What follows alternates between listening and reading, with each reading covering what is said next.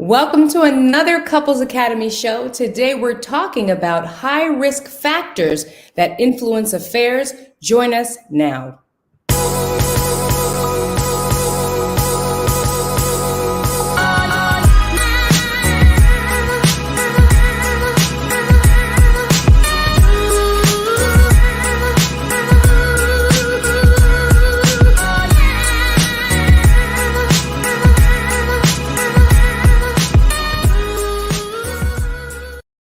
Well, good morning, Danielle. How are you? Good morning. How are you? How'd you sleep? I slept and I'm up and I'm ready to go for another great episode. Good. So let's get it to all of you who are all over the world, wherever you're calling in from the UK, from Australia, from Asia, from Africa, Latin America, wherever you are. We're glad to see you here this morning. We're talking about high risk factors that influence affairs. Now, oftentimes we have to have conversations where we kind of go a little bit deep and unpack things, because I think a lot of times people look at affairs and infidelity as such a black and white thing. And we can overly simplify what we do not understand.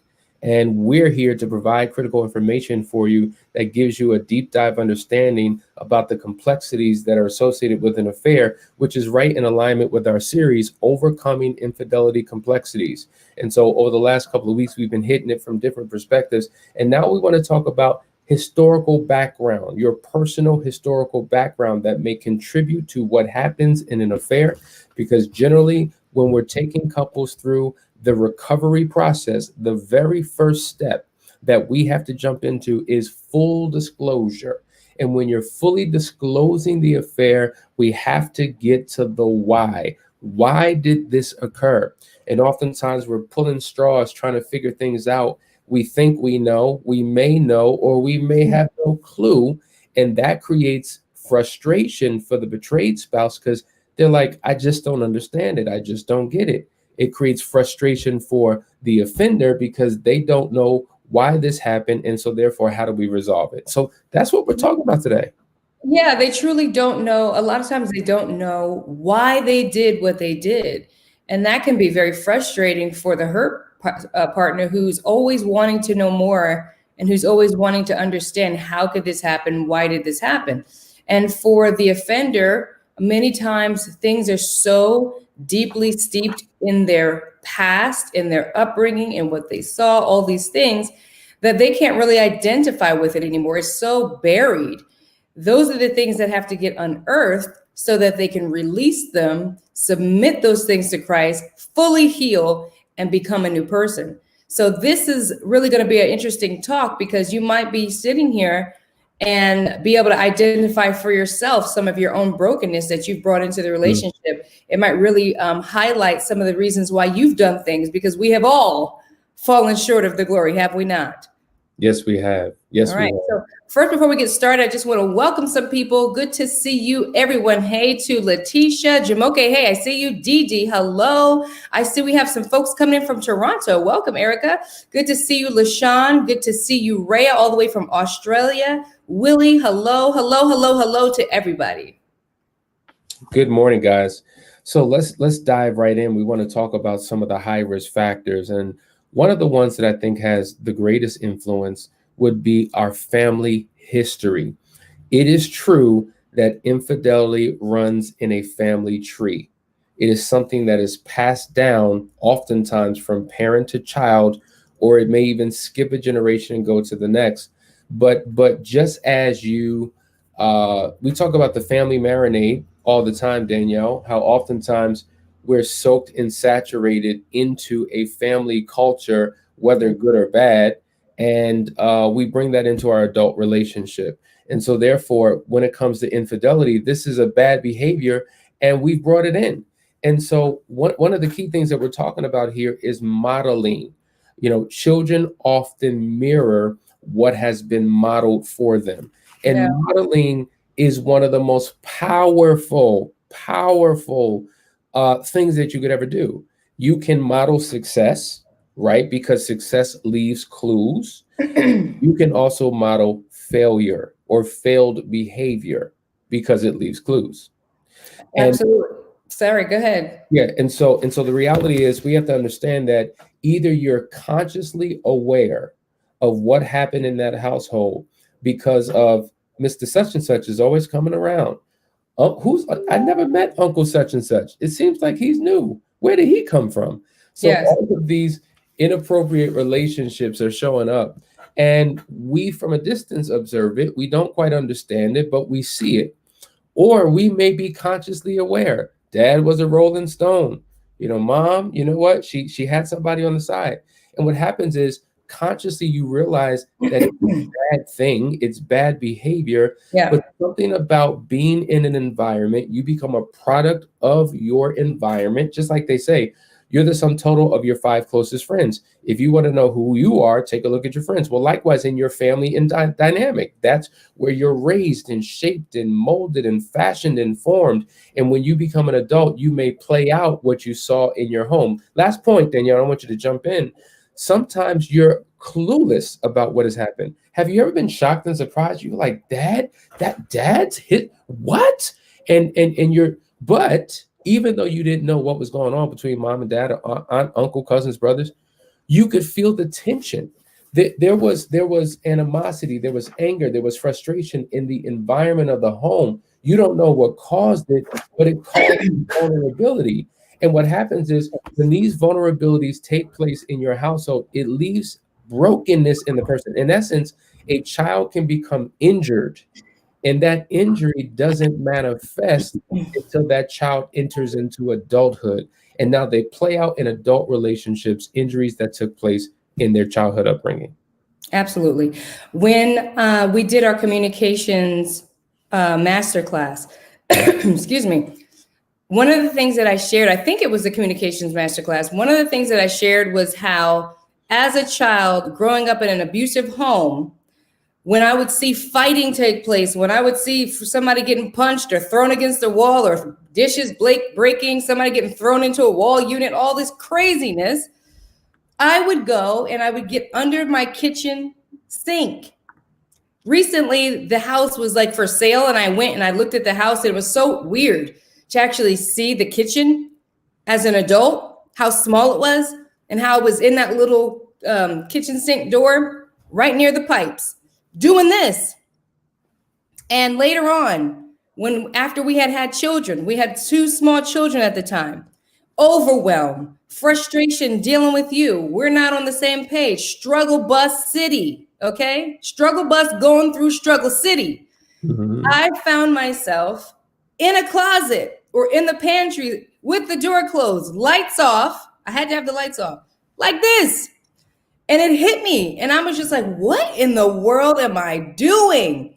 And so I think what you're saying is so key. It's almost like a wake-up call, because many of us are very much unconscious about the behaviors that they're bringing into the relationship, and also your child-parent relationship as well. Just as a whole, how you're interacting with the world, you are oblivious to the effect that you're having. Mm-hmm. And so when you're in a marriage, and obviously we're 2 people with our 2 different backgrounds and our 2 different marinades and our 2 different issues coming together into a marriage, and all I'm looking at is your issues. All I'm looking at is how you're acting. I'm completely unaware of how I'm acting because I brought stuff as well. This is why we are such proponents of counseling, because that's the only way for you to really get introspective about stuff and have a third party be able to help unearth stuff that you've buried just to cope. So I think that's a powerful point. It really is, and there's so much more to go, but that is a powerful point. Here we have Jaguar, who leaves a comment, who says, my husband's father was unfaithful throughout the entire marriage, even fathering children with multiple women. My husband grew up thinking that was normal, and it bled over into our marriage. And this is exactly what we're talking about, that residue, that marinade. And so here we've got to get to the point as adults where we realize, you know what, I'm no longer a child. When I was a child, I spoke as a child, I thought as a child, but when I became a man, when I became a woman, I put childish ways behind me. We've got to be able to break that curse, start from scratch, do something entirely different to change the dynamic. That's what's necessary in order to make this thing pop, right? So we're talking about family history, but let's jump into the next one. The next one is critically important. It's if you come from a single parent household or a blended family household. Now we're talking about influences. All right. We're talking. Thanks, man. Appreciate it. Got my coffee. She hid for you. So, After hey, having me live, Mom. that was my mom on handing me some Yeah. coffee. Mm-hmm. So thanks, mom. Anyway, so what happens is single parent or blended family. Now think about this. If you come from a single parent household, there is a deficit. You only have one parent. Okay. So that means that the normal relationship and interaction that you would have with either your same sex parent or opposite sex parent is not there. So something is missing in that intimate relationship within the confines of the home. Or if you come from a blended family, it is very difficult and takes quite some time for you to develop a close relationship with that step parent. And so, in that, there's an intimacy, there's a nurturance that is missing. And oftentimes, when you feel like you haven't gotten it in your household, it leaves a parent or a parental deficit. And oftentimes we will seek out a partner who can fill that parental deficit. We realize that they cannot. There's still something missing. There's still something that I'm longing for. And because we can't find it in a normal relationship, we seek that nurturance, we seek that affection, we seek that closeness outside of the marriage, and it increases the possibility of an affair. Now, there's many people who come from all of these circumstances we're talking about who've never had an affair. So I don't want you thinking, uh-oh, my life is marked. It's gonna no, but Good point. Good point to make. oh yeah, without a doubt. But there is an influence that goes beyond mere right, wrong, good, bad. And I think it's important to understand these complexities because as you begin to delve into your own history, say, man, I did, you know what? Me and my stepdad or stepmom, we didn't really have it then. I was always longing for something. And I guess that influence, what happened in my marriage. Yeah, you know what? I didn't really have my dad in my life. I didn't have my mom in my life. Maybe that's why I have an issue with women because of the relationship that I did not have with my mother. So these are the things that we got to think through that contribute to why we do what we do. All right, there's a comment, Danielle. It says, I find a lot of men from the Caribbean tend to have the kind of behavior and think that it's normal. Women accept it too. I will agree that it's definitely an issue that you find in the Caribbean. It's an issue that you find in Asia. It's an issue that you find in Latin America. It's an issue that you find in Africa. It's an issue that you find all over the world. I think, unfortunately, manhood, masculinity, the role of male and female around the world is so skewed. Now, you do see it popping up in strong ways in different regions and cultures around the world, but I think it's something that we're all susceptible to. And we have to change how we view male-female relationships because many men do have this, my wife is my servant. My wife is there to take care of my needs, and I can have my spouse and my mistress on the side. It is what it is. It's a part of the culture. In fact, Danielle, I counseled a couple where that was the mentality. Listen, she knew what she was signing up for before we got married. I don't know why she acting brand new. In my country, I'm not going to name the country. That's what men do. We have a main woman and we have several women on the side. So don't abandon your culture. So what you don't have an allegiance to your culture anymore? And she said, you know what? I'm not a slave to my culture. I'm not going to live a life in a marriage unfulfilled because of the cultural norm that you grew up in. So these are the challenges that people are facing. Absolutely. Going back to what you were saying earlier, you were talking about the blended families. And I just think about so many different types of blended families out there where you do have two parents that do come together and try to work to blended families to actually make it so that the children that are having a new parent feel comfortable.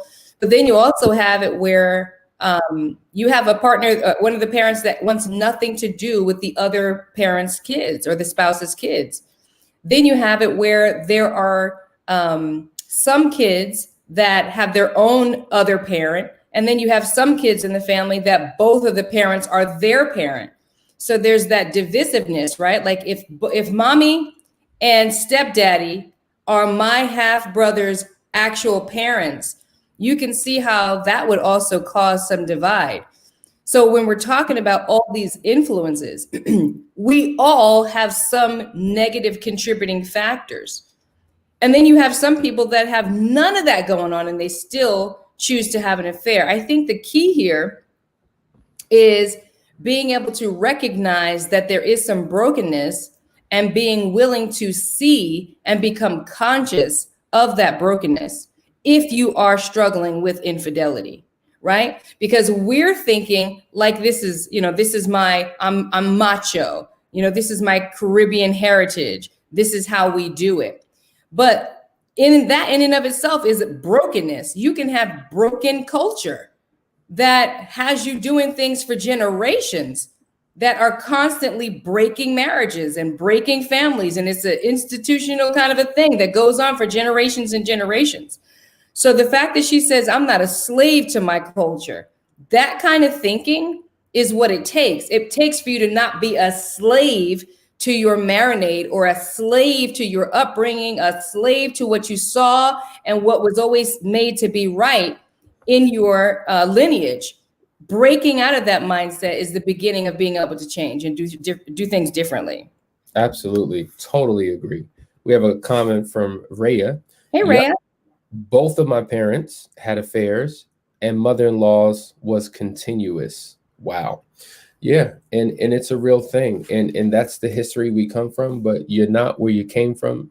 There was a hip hop lyric. You're not where you came. Not where you came from. It's not where you come from, it's where you're at. So where are you going? That's right. Because wherever you're at right now, you can get up, take up your mat and walk. That's absolutely right. Absolutely. So let's go to the next one. Physical abuse and chronic conflict in a family. So if you are suffering physical abuse from a parent or some progenitor in the household, if there's constant conflict, either that you personally are engaged in or you are exposed to, and I think, Danielle, you were just referencing that you came up in an environment where it was very hostile and you saw a lot, and that can leave a person broken. Now, specifically, they were talking about males, not that women are oblivious to this, but when it comes to males, sex is often used as an antidepressant. It is used as a drug. So just as we see how people smoke weed and how people drink alcohol, and often they do it to sedate themselves, right? They're using it for sedation or to medicate an issue. Either they're trying to escape a feeling or they're trying to experience a feeling.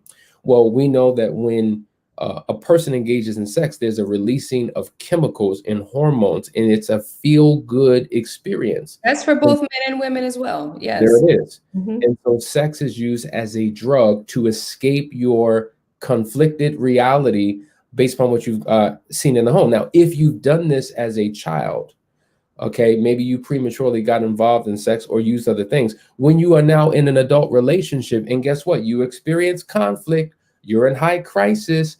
Well, obviously, for most couples, if we're fussing and fighting and arguing and tripping with each other, we're not having sex.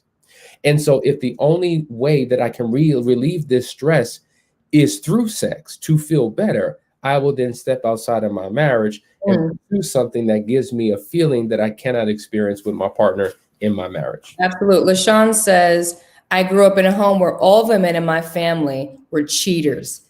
I thought it was normal because they took care of home. See, and that's part of the learned behavior. We learn by observation. We're learning by observation. And so to your point, Hassani, wherever you learned that sex could soothe my anxiety, then now it became sort of like the potion, like the magic potion to heal my pain. Because whenever I engage in sex, that anxiety, that feeling of lack and loss goes away. And this continues to go, man. This is such a huge problem for so many people. Like I can think about people in my own life, friends who I know that that's what they were doing. They were using sex to soothe pain. Absolutely, absolutely. And at some point, we have to realize that behavior does not help. It only hurts, harms, and hinders, and causes further destruction in a marriage. Corliss has a question. What can a wife do to support her husband after an affair, after we have talked about the personal history and we have recognized that seeing family members have affairs like it was normal contributed to the affair? Okay, so what can you do to support your I husband? mean, I think it's doing more of what you're doing. Continue to have those conversations. If you have a spouse that is open and willing to communicate with you the brokenness and is working with you to seek their own healing, you are blessed because that's almost half the battle. Hassani and I are always talking about the power of agreement. Mhm. It is incredibly powerful when you can get into alignment with your spouse on things and be willing to dig up all that crap, release it, and do something different. So if you guys are having these types of conversations and you're able to recognize, hey, these were toxic behaviors that we don't want to bring into the future of our marriage, we want to leave it right where it is and set a new course. I think that's a great path to start on. Absolutely. One of the other high risk factors, Danielle, is sexual molestation. Okay. When a Yeah. person has been molested by an adult, it could be an older sibling, it could be a parent, it could be an aunt and uncle. What happens is in that experience, now, whether it's happened one time and he or she touched me, or whether it happened like, for instance, I know somebody who was molested by their father from the age of 4 to the age of 21. Now, that sounds extreme. That sounds crazy. How in the world could that happen? You have to understand that in addition to the physical sexual influence, there is a manipulation of the mind. There's a twisting that takes place. So maybe your situation is not that extreme. Maybe it happened for a couple months or a couple years and you didn't say anything about it and they made you feel guilty. And if you tell, this is going to happen, and now you begin to protect the predator from what has happened to you. There's now guilt and shame associated with a sensual sexual act. So now, because you've never dealt with that, you've never found your healing, you enter into an adult relationship, you remain silent, you don't tell your spouse what you've gone through, which is very common. You hide your sexual history from your mate. And so now there's ambivalence that goes into your marital sexual affair, and you can't fully experience the pleasure of it because it is shrouded with guilt and shame. And Yeah. you have this mentality and concept of good sex versus bad sex. And because I can't experience good sex with my spouse, somehow I wind up having more fulfillment in the bad sexual experience because that's how I was shaped from a child. And infidelity can become something that you struggle with. Yeah, and I wanted, this is a good place to bring that balance back in to say that of course we know that everyone who has been molested isn't going to have affairs. We know that to be true. I mean, it really has a lot to do with your personality style. If you're the type of person that responds to trauma by hyperarousal, you're the type of person that could tend to do things like that. If you're the type of person that deals with trauma by constricting and suppressing, then you're likely to move away from it and be the exact opposite. If your parents divorce, come hell, come high water, you're not going to divorce. If you were molested, you're going to make sure that, you check every dot and cross every T with your children to make sure it never happens to them. So there is a balance to be brought to this. But if you know that that's how you have responded, that you have been molested and you've experienced these things and has caused you to have this insatiable desire that cannot be resolved by the action. And that's what makes it insatiable. You keep doing it, thinking that it's going to soothe the pain, and it's never going to soothe the pain because that's not the solution. Absolutely, Danielle. Tashika has a comment. I experienced a lot of the things you guys are mentioning in my upbringing. I had no idea it had such a huge impact on some of my life decisions. This is good stuff. And you know what? The reality is many of us aren't aware, and we find out later in life. But guess what? It's never too learn to gain a level of awareness and make course corrections for the rest of your days. Danielle, another contributing factor is adolescent promiscuity. That's the real thing. So when you're introduced into sex at a young age, The more partners you have, the more experiences you have, it can create dissatisfaction when you get into an adult relationship, and it can create distorted desire. It just has a long-term impact. And so it increases the probability or possibility of an affair. And so that's why, if you have children, you really want to train them, raise those children up, and you really want to teach them. A lot of times parents aren't having these conversations with their children about Yeah. sexuality and purity, and children learn where? Television, social media, society, their friends, and they're getting all the bad information, and they have such negative influences because of the music and because of the movies and because of everything that's happening, and it really influences how people show up. Yeah. We have a comment from Noose Wrath. It's that she says, my husband doesn't want to talk about his affair or refuse to give any information about his affair. What does it indicate? What does that indicate, Asani? My husband doesn't want to. Well, yeah, it indicates that there's something that he may be hiding. If he doesn't want to talk about the affair, either he doesn't want to do it because he doesn't want to hurt and give you more hurt and pain. Like, for instance, I cheated, but if I got to tell you all the details, it's going to destroy you, it's going to crush you, and I don't want to do that. So he's trying to protect you from further hurt and pain, or he's trying to avoid the consequences of what may happen if the truth comes out. You may leave him. It may be the end of the marriage, end of the family, end of the reputation. There's so many things going on, but at the root of it all, it's fear. He fears if this comes out, I don't know what the consequences are going to be. Absolutely. People will hold on to that truth for dear life. And so you have to, if you want to stay, if you want to restore it, you've got to help them understand that it's okay. And I would say seek help. Like, this is not something you can do on your own. I don't care how many conversations you've had with your husband.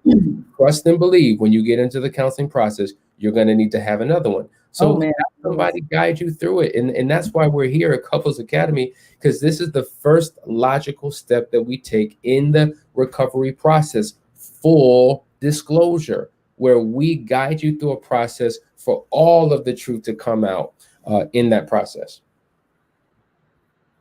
All right, well, let's go to the next one. This is this really, and I just want to read it, because trying to articulate it on my own doesn't capture the depth of this particular one. Now, many of us have children who suffer from learning disabilities. They may have disorders, or maybe you have had one, or you have a sibling. I just want to read this because this is really powerful. It says that those with these type of diagnoses report difficult childhoods. People are always yelling at them. No one ever seems pleased with their behavior. They're never quite good enough. They always seem to be in trouble. They can't even seem to finish anything on time. Life is very difficult for them. People and even friends have a tendency to shun them. Authority figures see them as nuisances at best. They don't fit in well with the environment and are often in trouble with bill collectors, with the law, with their family, with bosses. It says those with high-risk personal histories are often singled out for therapists to see, doctors to medicate, and pastors to pray for. And as a result, they have a high need for nurturance and reassurance. These individuals are rejected by everyone. It just makes me think about the outcasts of society, right? Those are the vulnerable ones that, wherever they walk, whatever community will accept them, they are in, because everyone has rejected them. So anybody who will accept anything about them, they'll say yes to. So it's a very dangerous place to be. I remember we were on a cruise one time, and I don't know why this woman caught my attention, but she was that woman. She was incredibly socially awkward. And I think I ended up laying next to her on the cruise. You know how you have those beds? And she was very socially awkward. She had asked me something about, do I think it's okay for her to lay out in the sun and fall asleep? Well, I said, you know what? You might want to put some sunblock on. And so that's how we got into a conversation. But I started to see her throughout the cruise, and she was just a mess and like kind of clinging to everybody and anybody. And I heard her making certain comments, and I thought, this poor thing is so lost. She is willing and able for anybody who would accept her and show her any attention. And that's what you're speaking of. And sometimes unfortunately, if you have any kind of special needs or mental disorders, you can tend to be that person, but you're still forced to go out in society, right? And figure out how to do life. And you become a very vulnerable and can Mm. become a victim to certain groups that would prey on someone like that. And these individuals who've had this upbringing and who have these disabilities, they're already dealing with their own insecurities, their own self-esteem issues, confidence issues. And for someone to say anything, whether it's genuine or manipulative, Right. that's all it takes. And they are hook, line, and sinker. And so I'm just like, oh my God, like, we don't realize how we're shaping our children or how we're impacting them or those that we are in our family or friends. We really have to do a better job. Guys, I hope this is helping. This is some powerful stuff. Hold on, there's a comment. I wanted to read this. Stephen says, these are the people that Jesus favored. Isn't it the truth? Jesus didn't he favor the misfits? Yes. And that makes so much sense because his love is overcompensating for every deficit that they have. And I think that's the point. We all come into these relationships with so many issues, idiosyncrasies, and deficits. And we are trying to fill those gaps and those holes with the wrong things. They never can fill it. That is why it becomes an insatiable need. And we keep doing it over and over again. It's just like the drug high, right? You get that first hit. I don't know, I'm not a drug addict, but I've heard you get that first hit and it's high. And then you can never achieve that high again, though you keep going for it and going for it until you have utter destruction. And that's what we want to avoid. The answer is in the source. And that's where you have to go get your healing. So true. Because Danielle, no matter what your background is, no matter which one of these you resonate with, it has created brokenness, and it requires that you go to the cross. Yeshua is here to restore all of us. That's what he's here for. Some of you call him Jesus, but his name was Yeshua. And so once you go back to him, he's able to heal it and to restore everything. Remember, it's not just an emotional thing. It is a spiritual thing. And Danielle and I were just talking off air about the importance of really unpacking that component of it, because really at the foundation of it all, that is what it's all about. Guys, we have just a couple minutes. I see a question. I'm going to go to a quick commercial break. Now, listen, we've been talking about the Moving Forward program. There are many of you who are seeking help. You don't know where to turn. Our Moving Forward program is designed to give you what you need. You need to call our number at 678-200-8996 or go to our website, couplesacademy.org. Ask about it. Here's a quick minute video. We'll be right back.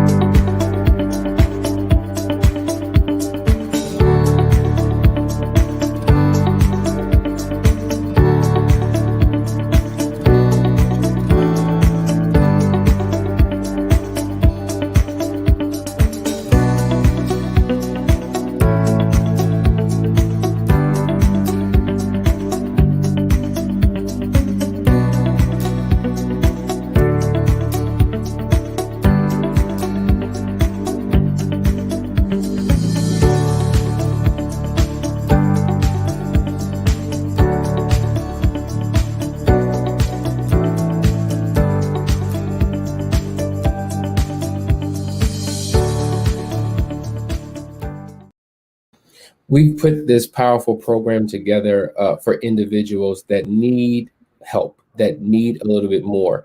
And it's a community of individuals who have been where you are and are on their journey to having the best relationships that they can have. Danielle, really quickly, I was listening to some of the men in the group last night, and they were talking about the impact that Monday night's call had, because we were dealing with some real things. It was a very vulnerable conversation that we were having that really helped couples begin to see, you know what, we can do this. There's hope, there's healing, we can be restored. There's others who have been where we are, they've overcome it, and now we're on our path. And that's what it's all about. We say this all the time. It takes a village to raise a child, but it takes a community to keep a marriage intact. And that's what this is all about.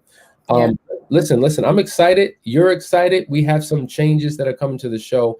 By next week, we will have the opportunity for you to actually call in. Now, many of you are actually texting your comments in and we're responding to it, but soon we'll be able to have our lines open and you can call 678-200-8996. We're going to be taking live calls.